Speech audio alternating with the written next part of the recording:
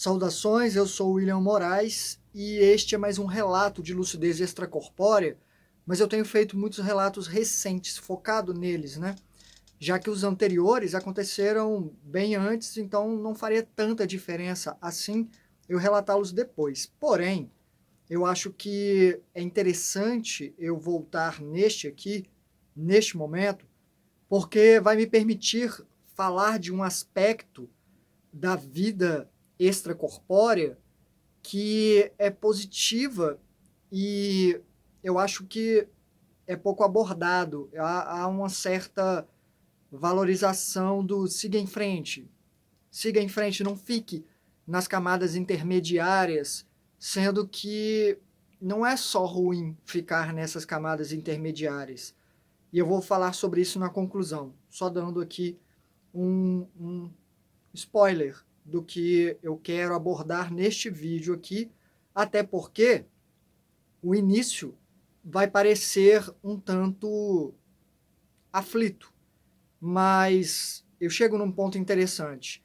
Percebam, esse relato aconteceu no dia 14 de abril de 2019. Fazia 1 ano e 4 meses que o amor da minha vida tinha perdido o corpo físico, ela e o pai. E comento isso de imediato porque neste relato eu os encontrei. Então, eu me vi com um grupo no que parecia ser um shopping, no qual aconteceu uma apresentação artística muito bacana. Tem essas coisas, é interessante como a arte lá é uma forma de aprendizado, é didático, é muito, muito interessante. Acho que é por isso que eu já vim com essa vertente artística para cá, conexão com essa coisa que existe lá.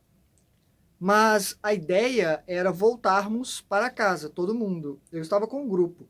E a minha lucidez estava baixa. Eu sabia que não era um sonho, mas era muito comum. Era um momento quase que cotidiano de estar fora do corpo com aquele pessoal.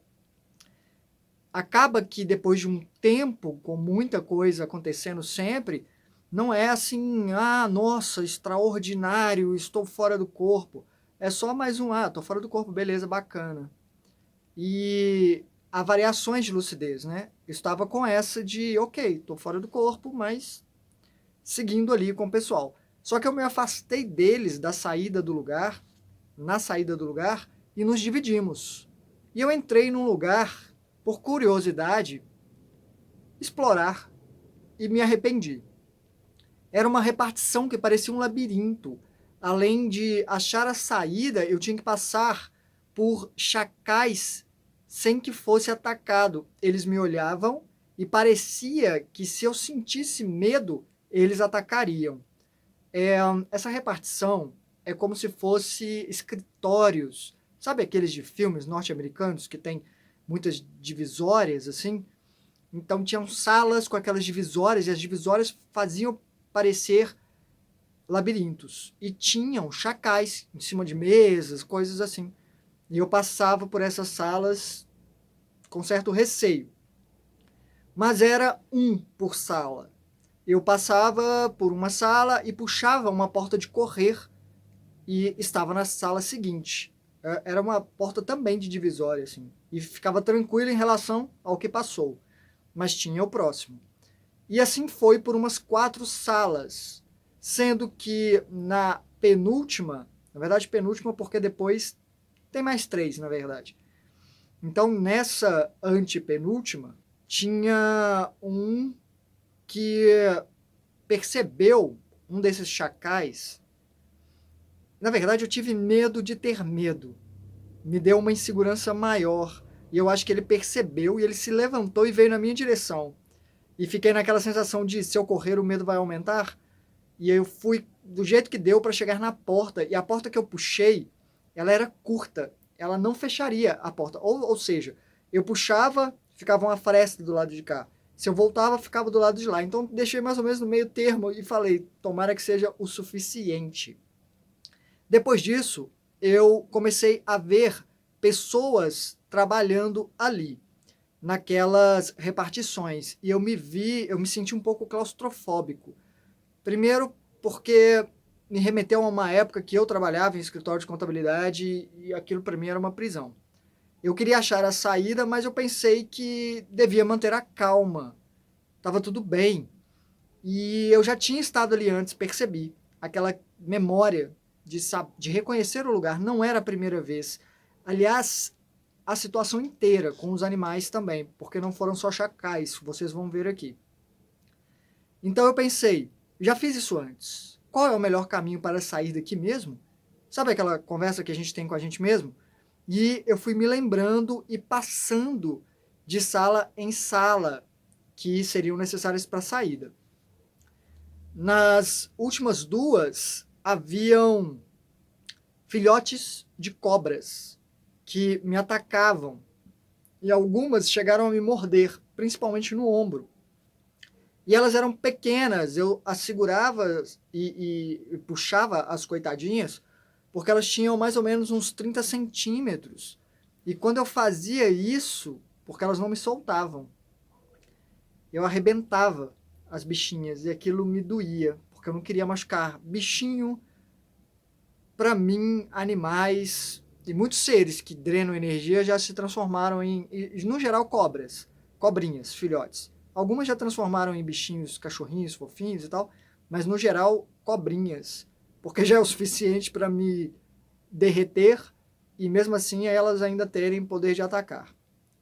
E elas arrebentavam, mas as cabeças ficavam presas em mim. As presas fincadas. Era ruim.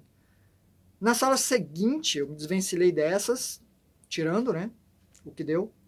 E na sala seguinte, estava cheia de cobrinhas também, e eu tirei uma espada da cintura. Espadas como as que eu uso para apresentação. E elas são sem corte, não tem fio, né? E era para tentar evitar os ataques, já que elas não matariam as cobrinhas. Eu não queria cortar as cobrinhas, não. Era mais para espantá-las. Eu não mataria, não queria matá-las. Mas uma foi muito rápida e me mordeu. E quando eu arrancava parte dela de mim, porque eu acabei puxando, eu estava pensando, quanto de veneno eu consigo suportar no fim das contas? Mas eu não estava preocupado, era mais intrigado, como se fosse quase um videogame. Então eu cheguei na última sala, na qual tinha 3 mulheres. 2 estavam conversando numa mesa ao fundo e a outra estava numa mesa mais perto. E elas me ignoraram, as 3.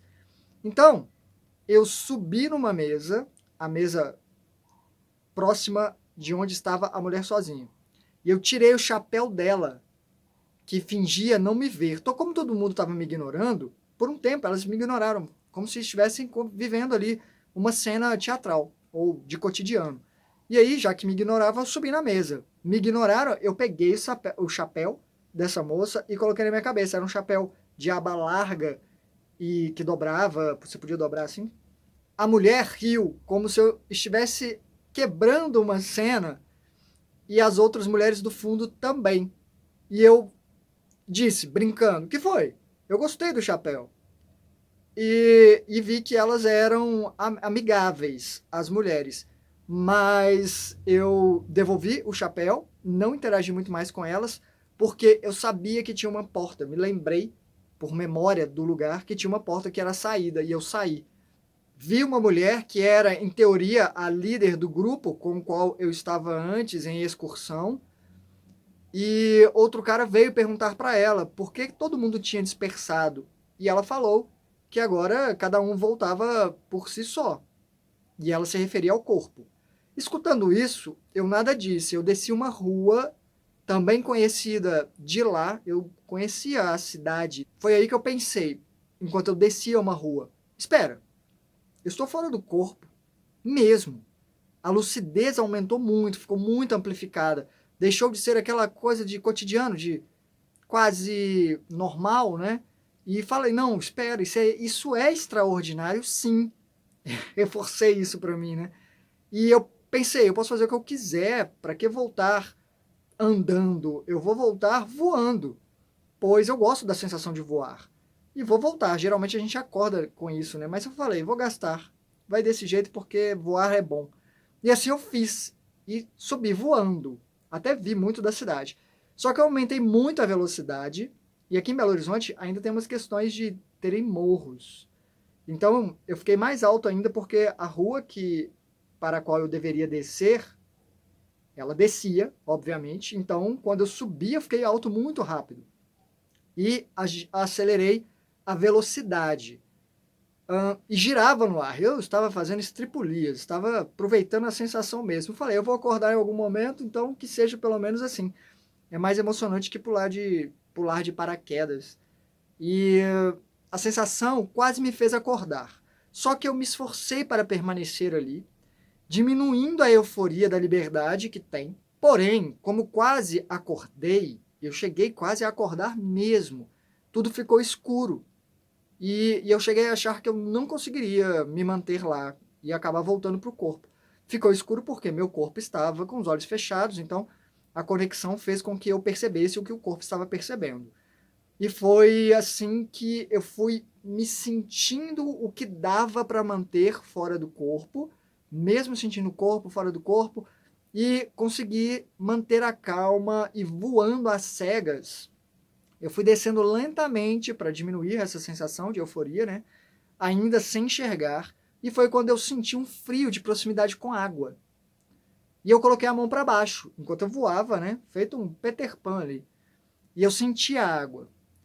E a visão foi voltando. E eu me vi sobre um lago amplo demais. Só que era noite. Quando eu saí, antes, aquilo lá anterior era tudo de dia. Ficou a noite e eu voei por esse lago um tempo, simplesmente ali curtindo, porque é magnífico também. É muito sensorial, é fantástico. E quanto mais eu voava, mais claro ficava. E ficou muito claro, amanheceu do nada. E eu estava na borda de um lago, vendo montanhas atrás, o fundo bem longe. A montanha tinha a silhueta de uma mulher, a forma de uma mulher, deitada. Mas era montanha. Só que eu percebi que parecia uma mulher. E eu escutei que tinha gente atrás de mim, curtindo a água, na qual eu entrei. Quando amanheceu, eu acabei descendo nessa água que ficava mais ou menos na cintura, na altura da cintura. E eu estava prestando atenção aos lugares, aos detalhes do lugar, mesmo sabendo que tinha gente atrás de mim, porque eu me apego a detalhes, eu quero ver. O lago terminava, inclusive, cercado por muitos arbustos bem redondinhos, como se jardineiros tivessem cuidando deles. Foi quando eu escutei uma das vozes na conversa que me chamou a atenção, era a do meu sogro. E eu me virei de imediato, porque, óbvio, eu o conhecia, sabia que ele não estava mais no mundo físico. E eu me virei para ver, e ele conversava com um cara, ambos estavam sentados, cobertos por água na altura do peito, rindo assim, conversando. Ele estava com o cabelo curto, porque quando ele se foi, ele estava com o cabelo um pouco grande. Mas eu vi depois mais com o cabelo curto mesmo, e eu anoto esses detalhes, porque é a imagem que a pessoa tem dela, né? Ele ficou mais tempo de cabelo curto do que com cabelo longo. Tinha menos de um ano, eu acho, que ele estava com o cabelo grande. E ele falava descontraidamente, em tom de brincadeira ao outro cara, ele falou: pois é, esse lugar aqui é todo meu, então eu posso vender se você quiser, você tem dinheiro aí? Ele estava brincando, e eu caminhei até eles, enquanto o outro moço ria, né? Porque, óbvio, era brincadeira, o outro moço sabia disso, mas o meu sogro, ele tinha dessas brincadeiras, ele era sempre assim, muito brincalhão, em qualquer lugar que ele chegava. Fazia essas coisas em restaurante, enfim. E quando eu cheguei até ele, eu perguntei: que lugar é esse? Ele olhou para mim, depois para outro cara, depois para mim de novo e falou com um tom ainda de deboche: eu acho que alguém aqui dormiu demais antes de chegar aqui. Fica na Serra do Rola Moça. E isso, eu fui pesquisar depois, é um parque que meu amor queria muito conhecer. Nós não conseguimos chegar lá. Eu nem verifiquei. Eu tenho quase certeza que era um parque que uns amigos quiseram ir, foram até acampar e a gente não pôde ir por causa de data. E ela queria muito conhecer esse lugar, mas não conseguimos fazer isso. É um parque aqui da região metropolitana de Belo Horizonte, que eu não conheço ainda, inclusive. Depois disso aqui fiquei até curioso, mas não fui ainda. Acho que lá tem um lago. E ele disse, e eu não sabia se ele estava falando sério, na verdade. Até porque me remeteu à silhueta da mulher na montanha. E eu olhei para trás novamente e a silhueta não era mais uma silhueta, era uma estátua imensa, como daquelas indianas, de mulheres deitadas de lado, só que não com aquelas roupas indianas. Era uma silhueta de uma mulher mesmo, de pedra. Mas quando olhava para essa montanha e barra estátua, intrigado e maravilhado, porque é tudo muito gigante, muito, muito gigante, eu escutei um sorriso, uma risada atrás de mim e reconheci como do meu amor. Eu olhei e era ela sentada sobre uma pedra. A pedra estava dentro do lago e ela estava sobre a pedra, conversando com uma outra moça que estava na beira da pedra, assim, dentro d'água. E meu amor parecia assim, uma sereia, mas ela estava normal. É só a posição dela. Eu fui na direção delas, olhando nitidamente para cada detalhe, e ela estava com um biquíni vermelho, inclusive um que ela tinha, e o cabelo estava molhado e ela ria muito. Mas não chegou a me ver, porque quando eu me aproximei o suficiente, eu senti uma coisa familiar e desagradável, que é, pelo que aprendi, o acúmulo de energia que bloqueia a minha garganta e se solidifica feito borracha. Isso acontece, eu anotei aqui, como esse relato é mais antigo, eu não falo que exatamente o que é, né? Que é o ectoplasma. Isso acontece com muita frequência, na verdade é péssimo, porque pois eu puxo a coisa e vai tirando e tirando, e parece que nunca vai acabar, feito um queijo derretido, mas sem gosto ou cheiro, só a massa. Às vezes chega a doer a garganta, parece que eu estou tirando uma coisa que está enraizada. Enfim, é desagradável para dizer o mínimo, e eu detestei ainda mais porque acontecia naquele momento no qual eu queria falar com ela, então eu parei antes, porque deve ser ridículo, né? Ficar tirando coisa assim. Queria fazer isso antes de chegar até ela. E tentava tirar, mantendo a minha aflição controlada, senão eu acordaria. E enquanto eu fazia isso, eu vi dentro d'água, vindo na direção delas, um filhote de elefante que emergiu, só o topo da cabeça, aparecendo, e ele foi na direção das duas, que também ouviram. E o bichinho colocou a cabeça para fora da água, perto do meu amor, e ela se encantou com a criaturinha, ela e a moça. O meu amor começou, inclusive, a cantarolar uma canção, e com a voz que ela fazia quando brincava com cachorrinhos, porque mudava, né, cachorrinhos e crianças. Ela era fascinada com animais, e o elefantinho abriu a boca e eu podia ver, podia jurar que ele sorria para ela enquanto ela cantava, todo feliz. Sabe quando os bichinhos parecem estar sorrindo? Meu amor era fascinada por qualquer animalzinho. Acho até que vou colocar um pedacinho de vídeo dela aqui brincando com o cachorrinho de um dos nossos amigos, para vocês entenderem, porque eu falo muito dela aqui, acho que vocês já viram foto, mas para quem não a conheceu, parece que ela não existiu de verdade, é só uma imagem, né? Você vendo o vídeo é diferente, você vê que era alguém com tanta vida. Eu vou colocar no final aqui do vídeo, provavelmente. E mesmo tirando a coisa branca da minha garganta, eu achei a cena bonita e emocionante, e eu conseguia prestar atenção aos detalhes, como a parte interna da boca do elefantinho. Eu enxergava com muita nitidez, pois essa situação na minha garganta não é novidade para mim, já me incomodou mais. É ruim, mas eu consigo lidar. Meu professor de projeção astral dizia que era o ectoplasma, eu anotei que sim, e que isso era bom, pois um dia eu poderia até aprender a materializar coisa no mundo físico. Acho que nunca aconteceu, não desenvolvi para isso não. O que importa é que meu amor estava feliz, a música que ela cantava ao elefantinho era: canta, canta, passarinho, que assim a vida é bem melhor. Tinha uma melodia, sabe? Eu tentei achar uma música com essa letra, não existe, mas o elefantinho e eu adoramos ouvi-la cantar. O meu amor sequer me viu atrás dela. E é a segunda vez, anotei aqui, que eu a encontro dentro d'água com o pai, com alto grau de lucidez minha, né, no caso. Então, a probabilidade de ser mesmo eles é muito alta aqui, porque eles adoravam água. A gente vivia escapulindo no meio da semana para ir para alguma cachoeira. E até pelos outros fatores envolvidos. O ectoplasma, por exemplo, que é uma coisa bem marcante nas experiências de lucidez extracorpórea para mim. Mas eu acabei acordando antes de conseguir tirar toda aquela energia densificada da minha garganta. Era 7h45 da manhã. E aí vem aqui as minhas considerações, porque existe uma supervalorização do siga em frente, não fique nas camadas mais densas, que é entre o plano físico e um plano espiritual, dependendo até um plano mental, onde você já não tem forma, você não tem uma forma definida, né, de aparência, é só luz ou, enfim, não tem, é só o corpo mental, mente.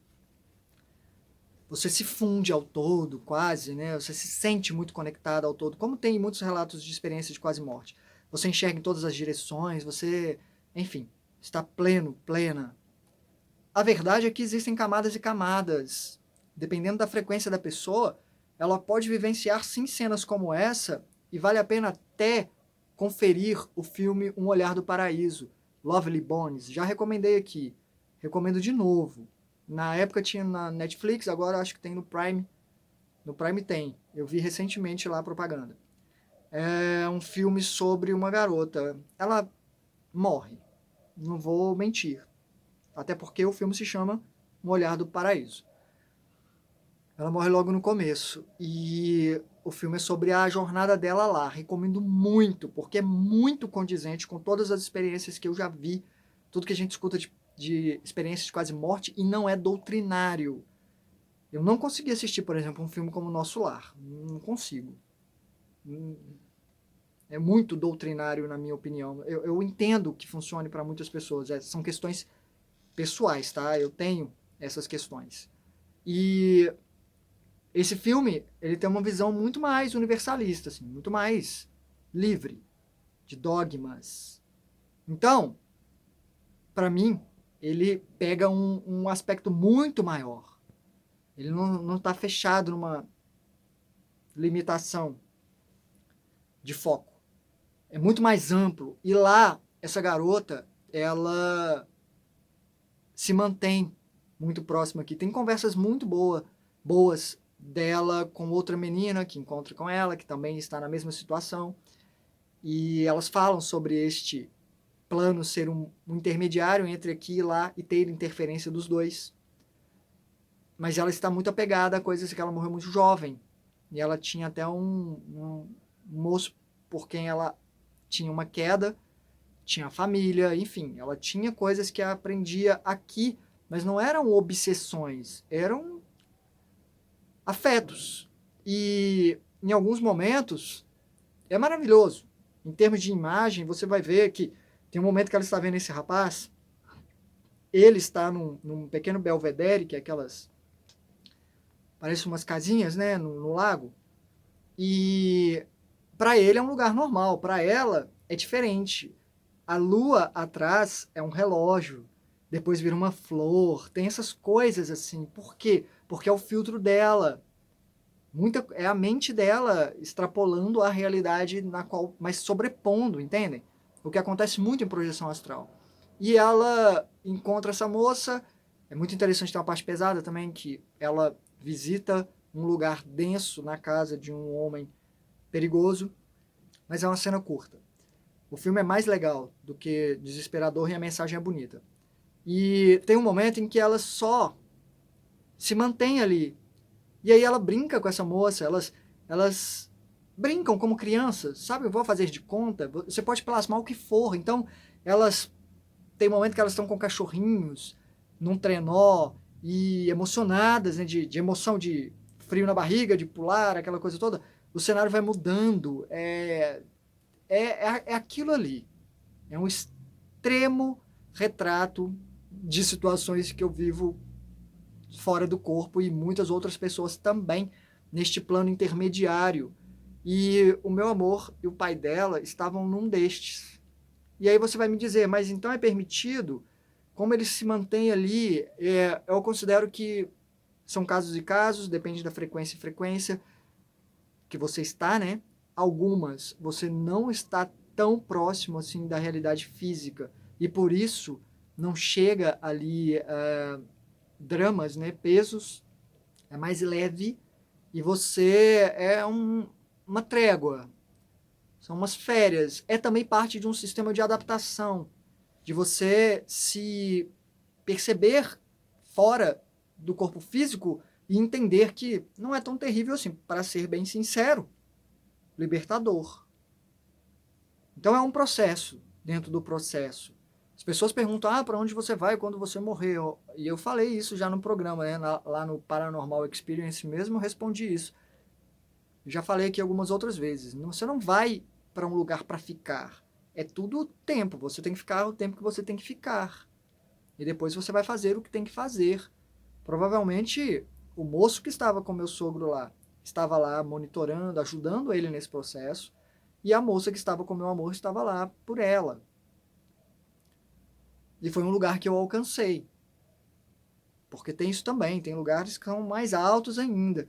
Então, eles poderiam estar num duplo desse parque, sim, com algumas alterações que acontecem, como eu já falei aqui, né?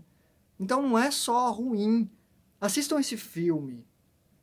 Recomendo muito que vocês assistam a este filme. É muito mais fácil a gente sair em frequências mais próximas a essa aqui, porque a gente está vivendo esse cotidiano, né? Peso, pensando nas coisas daqui. Mas se a gente aprender a desapegar um pouco, a relaxar, a passear fora do corpo, como eu fiz na hora de voar, a minha mentalidade ali era essa, de, tá, beleza. Quando eu estava naquele lugar de situação ali, primeiro fui num lugar artístico, tem muito a ver comigo, né? Depois eu fui explorar, e aí já foi para uma questão de alguma coisa que ressoa comigo, né? O escritório, o labirinto, os animais, enfim. É algo meu. E depois eu falei, não, espera, eu estou fora do corpo, eu sou um cidadão do cosmos, eu quero só um pouco de liberdade. E desfrutar disso, me permitir isso. Isso por si só me deixou leve. Eu nem estava procurando o meu amor e o pai dela naquele momento. Aconteceu. E já tinha 1 ano e meio, mais ou menos. Já tínhamos, né, passado por várias etapas do processo deles lá, de adaptação, em termos deles não saberem, depois terem a resistência, depois sabendo, lidando e tudo mais. Então é isso que eu tenho para hoje. Eu gostaria de trazer essa mensagem e deixar para vocês que não é só ruim, mesmo próximo daqui.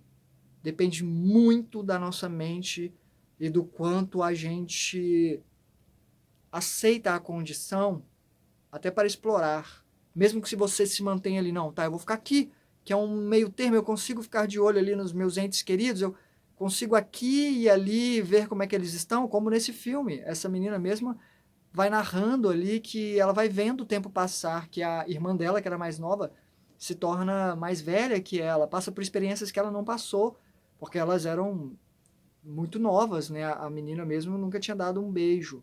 E ela vê a irmã dela, né, passando por coisas assim. E ela permanece jovem, fora do corpo, ela mantém a imagem dela, já que ela não seguiu em frente, né? Ficou nesse estágio. Então, assistam a este filme, recomendo. Eu responderei a comentários aqui debaixo deste vídeo, né, no início da semana, porque fim de semana eu trabalho bastante, tem muito ensaio. mas é o que eu trouxe para hoje. Muito obrigado por sua atenção. Hasta.